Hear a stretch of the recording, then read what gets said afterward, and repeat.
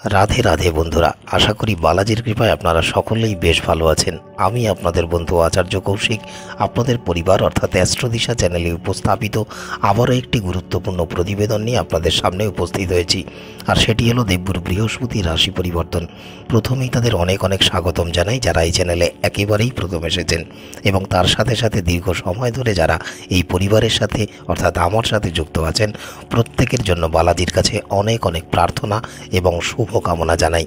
আপনারা জানেন, বৈদিক জ্যোতিষশাস্ত্র অনুসারে প্রতিটি গ্রহই একটি নির্দিষ্ট সময় অন্তর নিজেদের স্থান পরিবর্তন করে থাকেন, আর গ্রহের এই অবস্থান পরিবর্তনের প্রভাব প্রতিটি রাশির জাতক জাতিকাদের উপরেই পড়ে থাকে।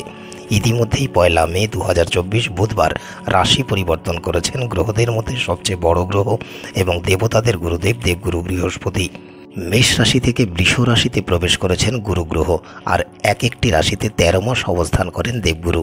তাই বর্তমান বছর অর্থাৎ 2024 সালে দেবগুরু বৃহস্পতির আর রাশি পরিবর্তন হবে না, অর্থাৎ 14 মে 2025 পর্যন্ত বৃষ রাশিতেই অবস্থান করবেন এই গুরু গ্রহ বৃহস্পতি।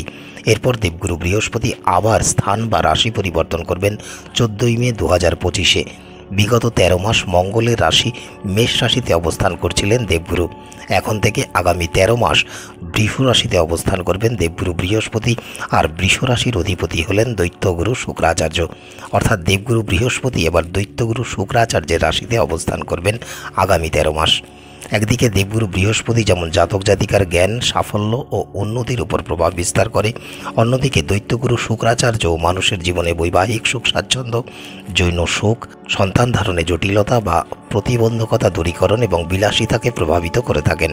তাই আসুন আমরা জেনে নিই বৃষ রাশিতে অর্থাৎ আপনাদের একাদশভাবে দেবগুরু বৃহস্পতির এই গোচর এবং 13 মাসের সফরে আগামী 13 মাসে কর্কট রাশির জাতক জাতিকারা জীবনে কি কি শুভ ফল লাভ করতে পারবেন এবং কোন কোন ক্ষেত্রেই বা আপনাদের বিশেষ সাবধানতা অবলম্বন করে চলতে হবে।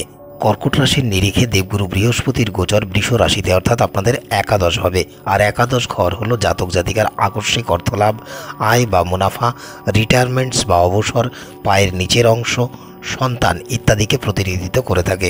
সেই কারণে এই একাদশভাবে দেবগুরু বৃহস্পতির গোচর এবং দীর্ঘ 13 মাস ধরে গুরু গ্রহের এই স্থানে অবস্থান কর্কট রাশির জাতক জাতিকাদের বেশ স্বস্তি প্রদান করবে। এই সময় আপনারা যারা কর্কট রাশির জাতক জাতিকারা আছেন দীর্ঘ 12 বছর পরে বেশ সুখী, স্থিতিশীল, দীর্ঘস্থায়ী এবং নিরাপদ দাম্পত্য জীবন উপভোগ করতে পারবেন। দীর্ঘ সময় ধরে যে সকল কর্কট রাশির জাতক জাতিকারা বিবাহের জন্য প্রতীক্ষা করছিলেন, এই সময় তারা বিবাহ সম্পর্কে আবদ্ধ হওয়ার প্রবল সম্ভাবনাও রয়েছে। এমনকি আপনাদের স্বামী অথবা স্ত্রী বেশ সুশ্রী হবেন। এই সময় সম্পর্কের ক্ষেত্রেও আপনারা আপনাদের জীবনের সেরা অভিজ্ঞতা লাভ করতে পারবেন। আপনাদের দাম্পত্য জীবন খুব সন্তোষজনক হবে এবং সুখের সঞ্চার হতেই দেখা যাবে। আপনারাও আপনাদের জীবন সাথীর সাথে বেশ আনন্দ ও খুশির সাথে সময় অতিবাহিত করতে পারবেন। এমনকি এই সময় তারাও আপনাদের প্রতি ক্ষেত্রেই মানসিক ও শারীরিকভাবে সাহায্য, সহযোগিতা ও সমর্থন প্রদর্শন করবেন। পাশাপাশি আপনাদের একে অপরের প্রতি সম্পূর্ণ বিশ্বাস, আস্থা, ভরসা এবং বোঝাপড়া অনেক উন্নত হতেই দেখা যাবে, এবং আপনারাও তার সাথে মনের সব কথা ভাগ করে নেবেন। আবার দেবগুরু বৃহস্পতির গোচরের ফলে প্রতিটি ক্ষেত্রেই বেশ শুভ ফল লাভ করতে পারবেন যারা কর্কট রাশির জাতক জাতিকারা আছেন। এই সময় আপনারা যে কাজেই হাত দেবেন তাতেই কাঙ্ক্ষিত সাফল্য লাভ করতে পারবেন। নানা দিক থেকে আয়ের উৎস উন্মুক্ত হতে দেখা যাবে, এমনকি কোনো অজ্ঞাত ক্ষেত্র থেকে আকস্মিক অর্থ লাভেরও প্রবল সম্ভাবনা রয়েছে। পাশাপাশি কেরিয়ারে উন্নতি করার বড় কোনো সুযোগ আপনারা পেতে পারেন। এই সময়ে আপনাদের সঞ্চিত অর্থ বা সম্পদ বৃদ্ধি পেতে দেখা যাবে।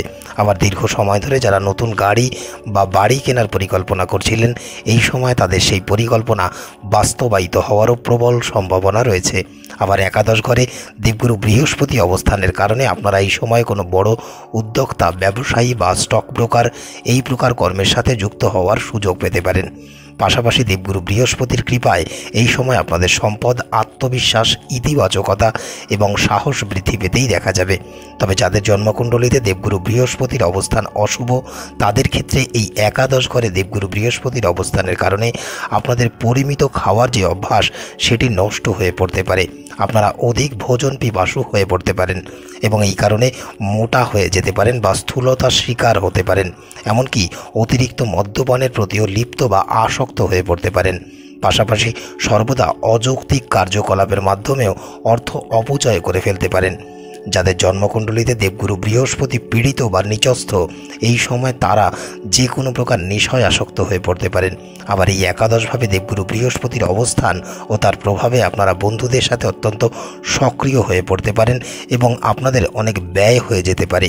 তাই এই 13টা মাস খুব বুদ্ধিমত্তার প্রয়োগ করে আগে পিছে ভেবে তারপর জীবন জীবিকা নির্বাহ করুন। জীবনে নানা প্রকার বাধা বিপত্তি থেকে পরিত্রাণ পেতে এবং সফলতা অর্জন করতে আগামী 13 মাস কর্কট রাশির জাতক জাতিকারা প্রতিদিন কপালে হলুদ বা কেশরের তিলক লাগান এবং প্রতিদিন 108 বার করে ওং নমো ভগবতে বাসুদেবায় এই মন্ত্রের জপ করুন। আশা করি আপনারা বেশ ভালো ফল লাভ করতে পারবেন। আজকের মতো এতটুকুই। দেখা হবে অন্য কোনো প্রতিবেদন নিয়ে। ততক্ষণ স্ক্রিনে আসা এই প্রতিবেদনগুলি আপনারা দেখতে পারেন। ভালো থাকবেন, সুস্থ থাকবেন। বালাজির কৃপা সর্বদাই আপনাদের ওপর বর্ষিত হোক। রাধে রাধে। ওম নমো হনুমতে রুদ্রাবতারায় দেবদানব ঋষিমুনিধরদায় রামদূতায় স্বাহা।